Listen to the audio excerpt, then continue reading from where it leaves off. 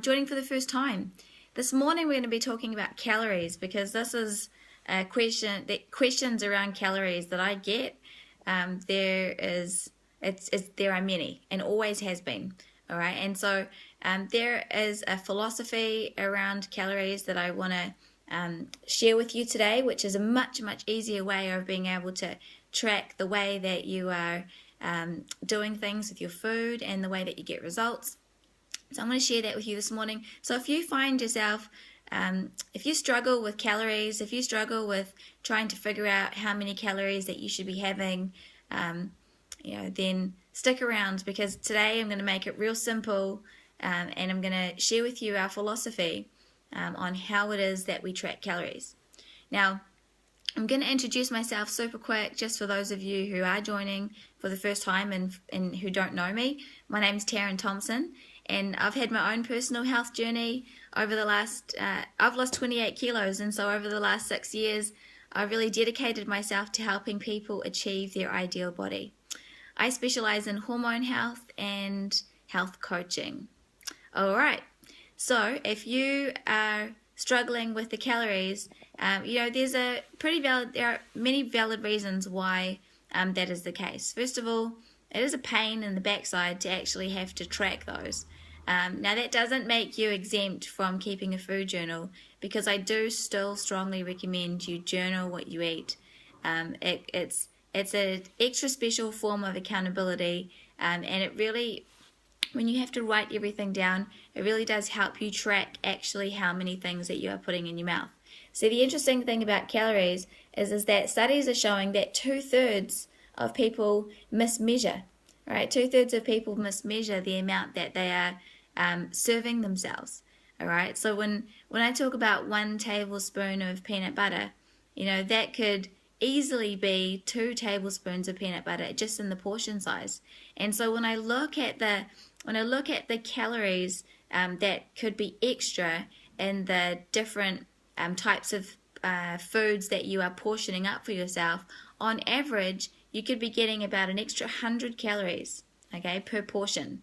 Now, if you are eating 5 to 6 meals a day, those extra calories are easily going to add up there. So people over portion. The other thing is that calories are different in the food themselves as opposed to the calories that are actually absorbed. Okay, so some things are going to change up the amount of calories that your body actually absorbs. So that's going to be determined on your gut health with the different kinds of bacteria that you have. It's also going to be determined by the way that you break food down, okay? So by the way that you cook and prepare food. So, for example, an egg, 47 calories uncooked is going to be about 74 calories cooked, all right? So that's different there. So when you're putting them into your app, you'll see that there are a range of different ways that they're asking you, like for example, MyFitnessPal, there are a range of different ways they're asking you about what is the form that you are having that food in, because that's a variable there that's going to change the amount of calories shown. Also, proteins and fats are going to change with the way that you prepare, whether you chop, blend, or cook.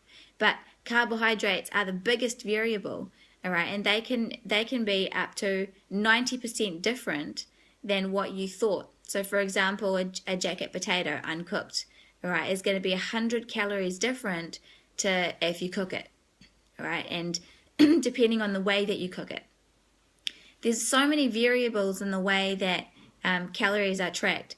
Actually, one more thing that springs to mind with food packaging, right? With food packaging, I don't know if you know, but the FDA, when they with food labeling, they allow 5 different ways for food companies to be able to work out how many calories are actually in the food. All right, 5 different ways, and they allow up to 20% of inaccuracy. Okay, so they allow 20% of the amount of calories listed, and 20% of inaccuracy with that. Okay, so there's quite a lot of variables when it comes to counting calories. Now, it totally is relevant in terms of whether you are getting in too many calories than the amount of energy that you are expending. Okay, so if you are taking in too many calories, then you're going to gain weight. If you are taking in the same amount of calories as what you're expending, that's maintenance. And if you create a deficit, then yes, you will lose body fat. It's that does stay the same. But there are so many other factors in place that cannot be the only factor that you are considering. Okay, so there are some other things that you've got to consider, and they are the types of the types of foods that you are eating. So whether they are predominantly carbohydrate, fat, or protein, because different food groups like that are going to satiate you differently, and are also going to trigger different hormones. All right, but today what I want to do is actually give you a couple of tools that you can use to portion out the amount of foods that you should be having. And I recommend that you write these down, because this is really going to help you stay accountable to the amount of food and the types of food that you are actually putting in your mouth. Okay, so those portion sizes are going to differ from men to women. All right, there are also some other variables that are going to be relevant, like for example, your activity level.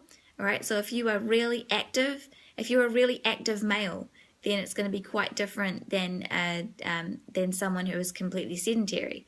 And same with females. Okay, so the amount of activity is going to be a variable. Also, your size and how much lean mass you are carrying is going to be a variable. So this is why I'm recommending that you keep a food journal and track what it is that you start with, so that at the end of the week, when you take your measurements or you are checking against your clothes what kind of improvement it is that you have accomplished for that week, then you know that in another week's time or in a fortnight's time, you'll know how it is that you need to change that up if you're not getting the result that you're after. Okay, so when it comes to your protein sizes, okay, so with each main meal, you want to make sure that you've got a source of protein there. So for a guy, for a woman, you want to be having about a palm. Okay, so this is my palm. This is the size of protein that I would be having for my palm. Now the thickness, okay, is according to the thickness of my palm. All right, so obviously a guy is going to have a bigger palm and it's going to be more thick, and so his protein is going to be accordingly. So for a woman, a palm, and for a guy, you can have up to 2 palms, all right, of protein. Now, when it comes to vegetables, you want to go by your fist, all right? So for me, that's 1 fist. For females, this is typically the size of a fist. With a guy, you can have about 3 fists. Okay, so for a female, 1 to 2 fists. For a guy, up to 3 fists. Now, you can't really overeat vegetables. The reason why I say that is because, that's generally not the food that we tend to overeat, okay? But you want to make sure that you have a minimum of 2 fists of vegetables on your plate. Otherwise, you will not feel satiated. This is where your fiber is coming from.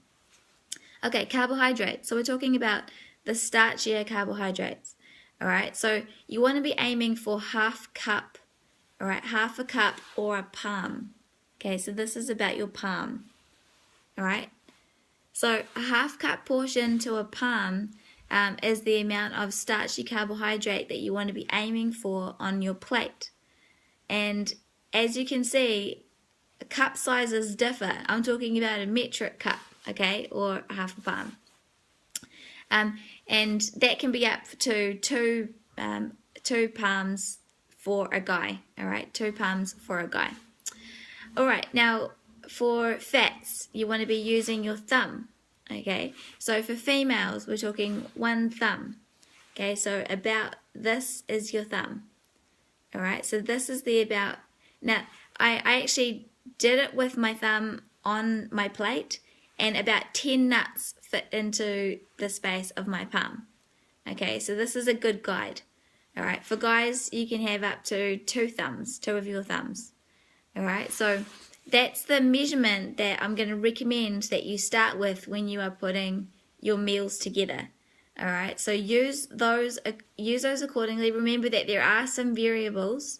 All right, so we talked about activity level and so forth.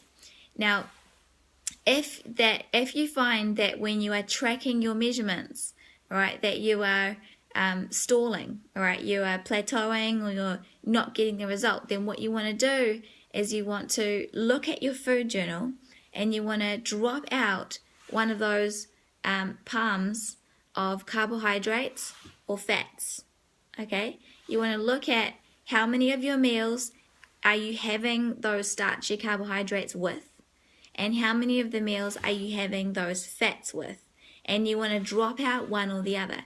Now, what I would recommend is that you drop out the starchy carbohydrate, especially if you are having them in all three main meals. All right, if you are having them in all three, that's too much. I recommend you drop that out before you drop out the fat. Okay, because this is much more determined on your activity level. So the more active you are, the more that you're going to need these. All right, I hope you got some value from that, guys.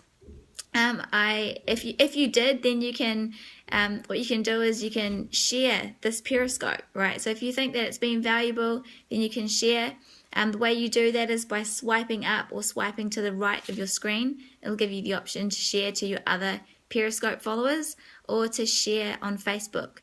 Also, you might, if you are new to Periscope, what you can do is tap on the screen. When you tap on the screen, some hearts pop up that shows your appreciation for the content. There we go. And also what I want to let you know is that there is a group coaching course which I will be starting in September. So look out for the details for that, which I've mentioned a few times now. But if you are ready now, all right, if you are ready now and you want to do something about the way that you are doing food and the way that you are doing health, if you want to do something about that now, then we actually have a virtual course which is already available, all right, and it is a course that you can take online. And so you can check out the details for that through our website. You want to go to generationhealth.co.nz and then search for the tab that says Nutrition Course. It's going to give you a breakdown of all the details about the course. It's a 12-week virtual course which will help you with the results that you're getting very specifically according to where you are storing your body fat. All right, so if this is something that you need to do something about right away and you don't want to wait till September, then just go to our website, generationhealth.co.nz, and search for the tab Nutrition Course. All right, that's it for today, guys. Have a fantastic rest of it, and I'll see you tomorrow morning at 8 a.m. bright and early. I'll see you then.